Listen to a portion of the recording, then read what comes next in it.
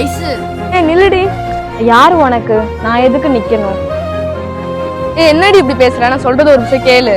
கூடவே இருந்து எனக்கே துரோகம் பண்ணிட்டேல, இனிமே என்கிட்ட பேசுற வேலை வச்சுக்காத. நான் சொல்றது ஒரு நிமிஷம் கேளு. கைய விடு. இனிமே நீ யாரோ நான் யாரோ. நான் சொல்றது ஒரு நிமிஷம் கேளுடி.